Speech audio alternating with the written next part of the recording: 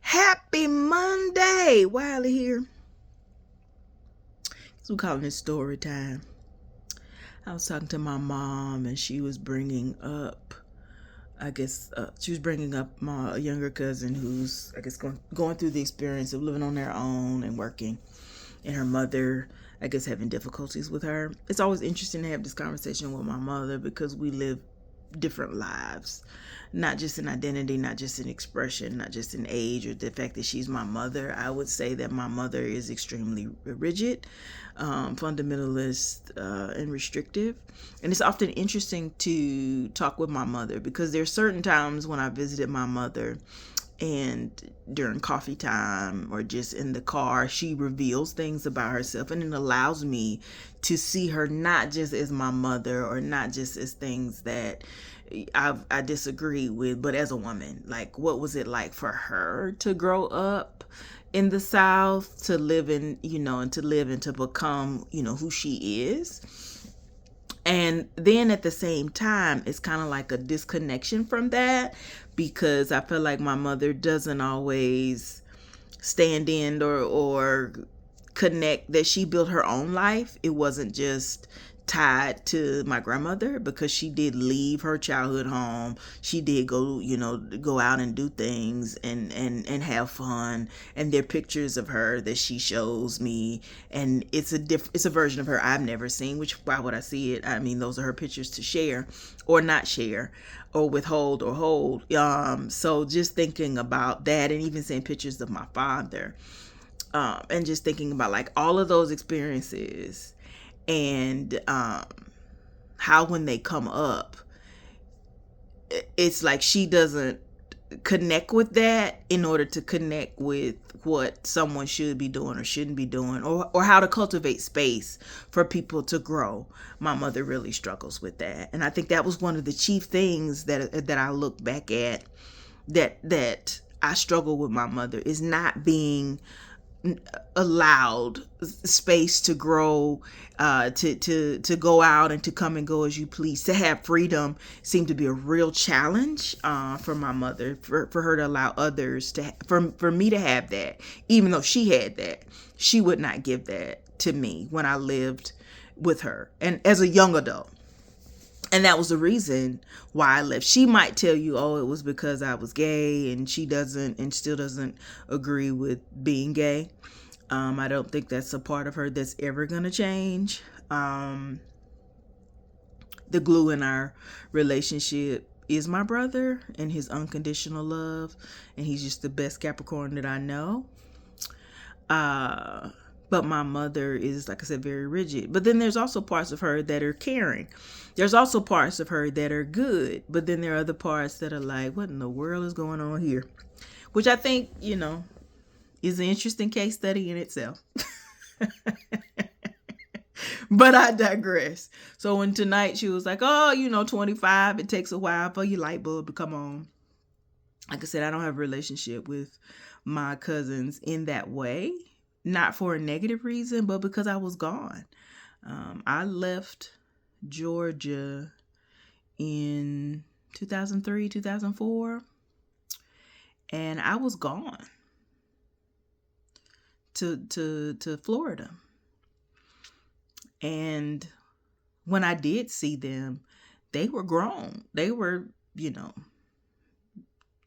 out of high school, in college, and they were not people, like I said, that I had relationships with. So I know you, but I know of you. It's like, hey, we're related, but I don't have a relationship with you. And I think when my youngest cousin, when my cousin's daughter, I knew her as a baby, but that was like right before I left Augusta. But like having a relationship with her and knowing their birthdays and special mementos, I did not have that relationship with them because I wasn't there. And also, like I said, my mother and I didn't necessarily have a good relationship because I want to say once I left Augusta, we talked sometimes, but there were a lot of times when, like I said, I didn't go home for the holidays. I might call, but I wasn't there. And recently, since my dad's passing, we passed by a house that I rented, and I remember my mother saying, I remember when you stayed there, oh, that was a mistake. That's not how I view it. When I look at my life, like from every part of it, I realized there were so many versions of me, some of which have died. And I also realized that what I wanted most was the ability to make my own decisions and to be allowed space to grow, to have freedom, because growing up with my parents often felt like they did not know what to do with the LGBTQ plus person. If I was heterosexual, they would have been the most wonderful, perfect parents on earth. But that's not who I am. And they did not know what to do with that. And because they're not people who allowed you to be yourself, it became restrictive. And I felt deeply oppressed. And it wasn't just to be gay or to have a relationship or to go out and have fun. It was those things, but it was like even decisions for trying to continue my education or for listening to me when I'm telling you I'm having trouble finding a job that's paying livable wage, a livable wage, even though I finished college, because I've been out of college like 3 years, and I was working jobs, but they were not jobs that would allow you to get a decent apartment and just have that experience, or just take care of yourself. They were not that for me. And I also was, at that particular time, a nonconformist, which, I didn't identify as trans then, but it really didn't matter. In Georgia, it felt very binary. If you did not look like a dress, whatever people visually thought you should look like, that could be an issue with getting a job. For me, there are other people who I've talked to in doing my dissertation study that said they didn't have that issue, but they also were working industry jobs or working at plants, and that's not what I was doing at all. So, and then also, even if they weren't, that's not my experience. And when I've tried to explain that experience to my mother, I never really feel she hears me.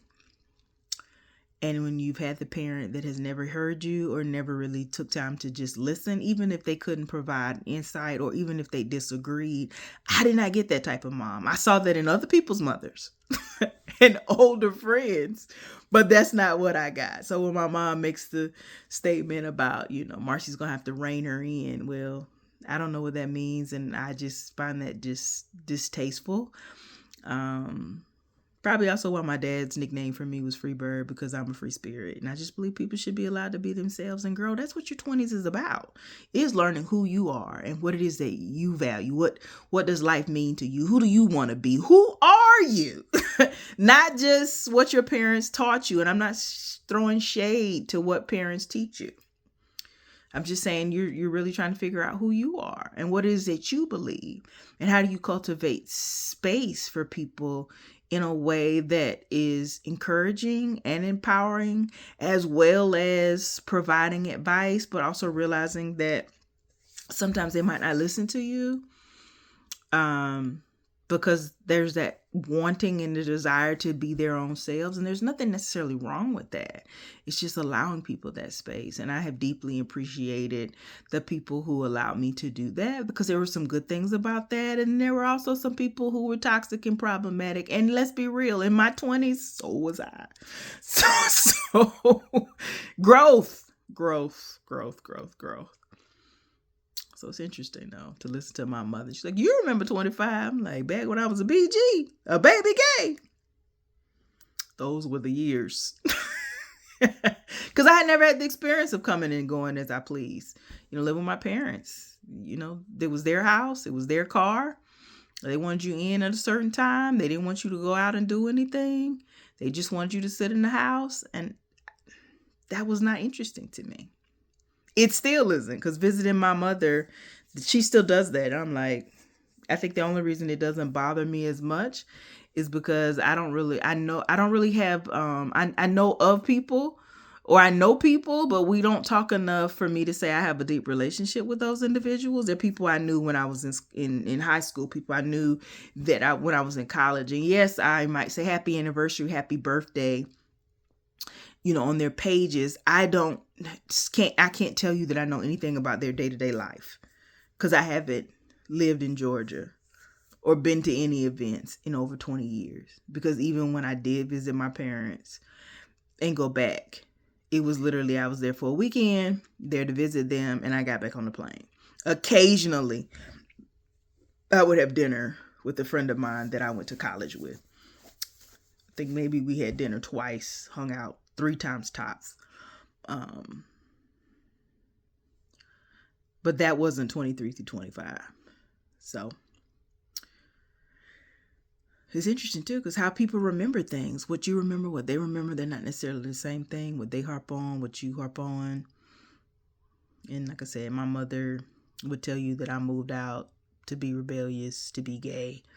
And that's not really what it was about.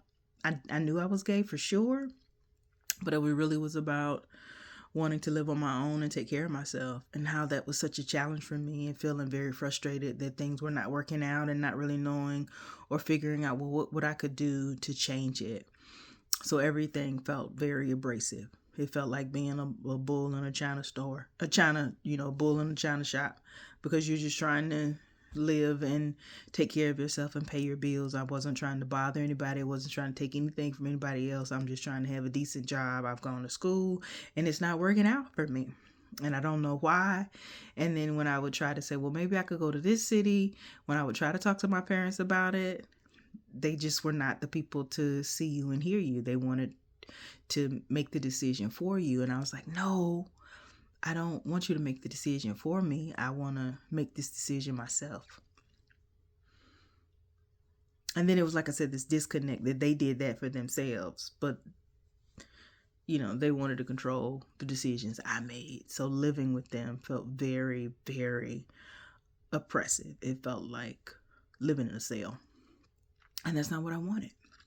Do I wish that I could have been like, hey, I want to do this, and we had a conversation about it? That would have been nice. But I don't know if that was possible, and I don't know if there was a version of me in my 20s that really had the emotional capacity, bandwidth, and mental fortitude to do that.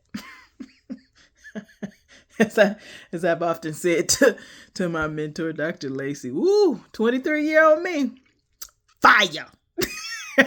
Talk about a fire sign. Absolute fire. Passionate. That's what I was. I was very passionate. But we grow. And like I said, I don't view the decisions that I made as mistakes. Do I wish that in some cases I could have redone some things? Possibly. And the conversation went better? Possibly. But I also feel like everything had to happen the way that it did in order for me to be the me that I am today. And also, like I said, I don't know my cousin. I hope she's living her best life and figuring it out. And I'm wishing her and my cousin nothing but peace and blessings. Peace. Thanks for listening.